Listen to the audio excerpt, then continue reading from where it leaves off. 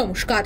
বন দপ্তরের অনুমতি ছাড়াই একের পর এক কেটে ফেলা হচ্ছিল বড় বড় গাছ, তাও আবার খোদ সরকারি জমি থেকে। ঘটনাস্থল হাওড়ার ডোমজুরের দক্ষিণ ছাপুরদহ গ্রামে 4 দিন ধরে বেআইনিভাবে রাজাপুর খালের পাশে বড় বড় শাল এবং শিরীষ গাছগুলি কাটা হচ্ছে। এমনই অভিযোগ তুলে গাছ কাটা বন্ধ করতে স্থানীয় বাসিন্দারাই খবর দেয় দক্ষিণ ছাপুরদহ গ্রাম পঞ্চায়েতে। পঞ্চায়েতের পক্ষ থেকে ডোমজুর থানায় খবর দেওয়া হলে ঘটনাস্থলে এসে গাছ কাটার কাজ বন্ধ করে দেয় পুলিশ। আর এই ঘটনায় একজনকে আটক করে জিজ্ঞাসাবাদ করার পাশাপাশি গাছের গুড়িগুলিকে বাজেয়াপ্ত করে ডোমজুর থানায় নিয়ে যাওয়া হয়।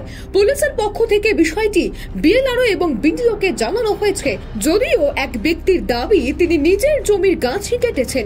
বিষয়টি নিয়ে দক্ষিণ ছাপুরদহ পঞ্চায়েত প্রধান জানিয়েছেন, গাছ কাটতে বন দপ্তরের অনুমতি লাগে, আর এই ঘটনায় আইনানুগ ব্যবস্থা নেওয়ার আশ্বাস দিয়েছেন তিনি। হাওড়া থেকে রাজু ঝা, জয় হিন্দ।